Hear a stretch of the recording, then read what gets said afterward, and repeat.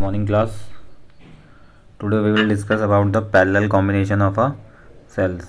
First of all, एक हमारे पास circuit diagram दिया है जिसमें पोटेंशियल दे रखा है, एक साइड पे VA, second side VB, then the path followed by the AX YB and APQ YB. दोनों पाथ में हम लोग सबसे पहले KVL लगाएंगे, जिसमें से I equal to I1 plus I2 total current. AX YB के लिए पाथ लगाएंगे हम VA प्लस माइनस सिंबल हम अरेंज करेंगे. उसके बाद then VA minus E1 plus I1 R1 equal to VB. VA minus VB, then ये लेफ्ट हैंड साइड में आ जाएगा E1 माइनस I1 R1.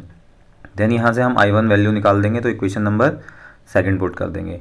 ठीक, फिर उसके बाद हम निकालेंगे फॉर पाथ APQB के लिए. अब इस पाथ में जब चलेंगे हम तो वापस से वही चीज़ करेंगे KVL के लिए. VA minus E2 plus I2 R2 equal to VB और VA minus VB equal to E2 minus I2 R2.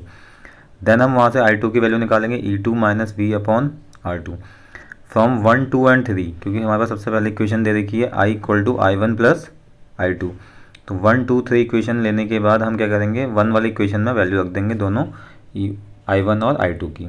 E1 minus V upon R1 plus E2 minus V upon R2. I equal to E1 upon R1 plus E2 upon R2. Then separate कर देंगे I equal to E minus V into 1 by R1 plus 1 by R2.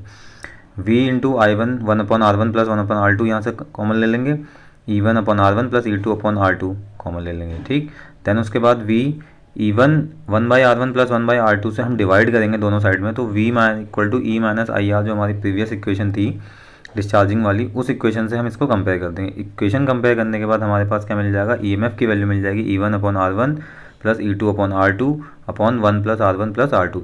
और equivalent मिल जाएगा 1 upon whole divided by 1 by R1 plus 1 by R2. तो ये E equivalent और R equivalent की value निकाल दी. इन्हीं को जब सॉल्व करोगे तो लास्ट स्टेप में जो लिखाया हुआ है E equivalent equal to E1 R2 plus E2 R1 upon R1 plus R2, R equivalent equal to R1 R2 upon R1 plus R2. ठीक, उसके बाद हमारे पास मिल जाएगा.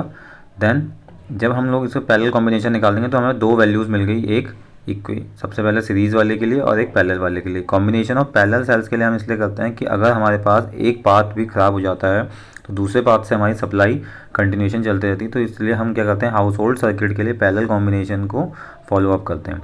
ठीक, देन नेक्स्ट टॉपिक है हमारे पास एक temperature coefficient of a resistance. ठीक, अब ये टॉपिक कहाँ से आया, कई बार क्या होता है हम हीटिंग इफेक्ट को देखते हुए हम क्या करते हैं, हम अपने कंडक्टर में टेम्परेचर का इफेक्ट देखते हैं. तो उस इफेक्ट को देखने के लिए हमें क्या करना पड़ा, टेम्परेचर कोफिशिएंट की वैल्यू कैलकुलेट करनी पड़ी. जब हमने कोई एक्सपेरिमेंट किया उस समय हम लोग क्या करते हैं, टेम्परेचर बढ़ाते हैं किसी भी कंडक्टर, सेमीकंडक्टर, इंसुलेटर, इन सब का. देन ये चीज़ें जब चेंज होंगी तभी हमारे कई पैरामीटर्स चेंज हो जाएंगे. जैसे टेम्परेचर है, उसमें टेम्परेचर इंक्रीज़ करेंगे तो T प्लस dt आ जाएगा. रेजिस्टेंस इंक्रीज़ करेंगे तो R0 प्लस DR आ जाएगा.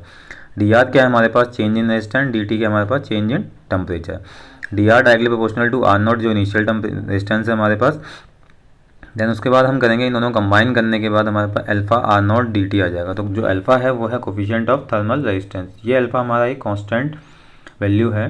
ठीक है, उसके बाद हम देखेंगे कि इनिशियल से लेके फाइनल तक टेम्परेचर कंडक्टर के रेजिस्टेंस में और उसके टेम्परेचर में क्या क्या चीज़ें चेंजेज है, जिसके लिए हमने कुछ इनिशियल पैरामीटर डिसाइड किए हैं.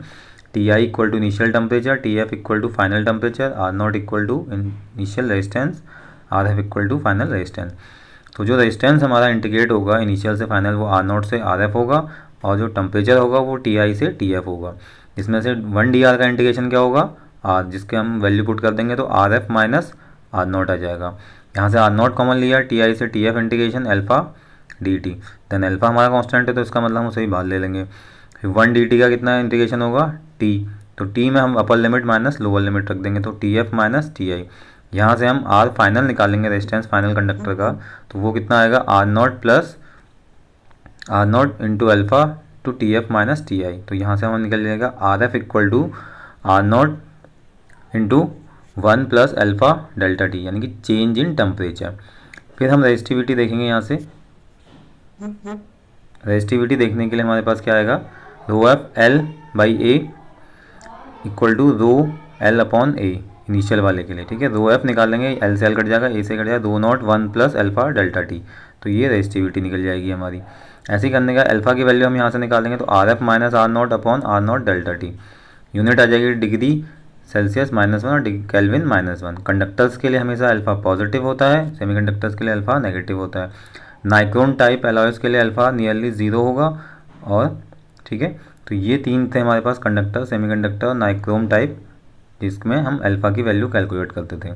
इसे करने का बस मेनली रीज़न ये था कि हमें एक अल्फ़ा टेम्परेचर कोफिशिएंट है उसकी वैल्यू मिल जाए। ठीक, अब इसके बाद नेक्स्ट क्लास में डिस्कस करेंगे। Okay, thank you.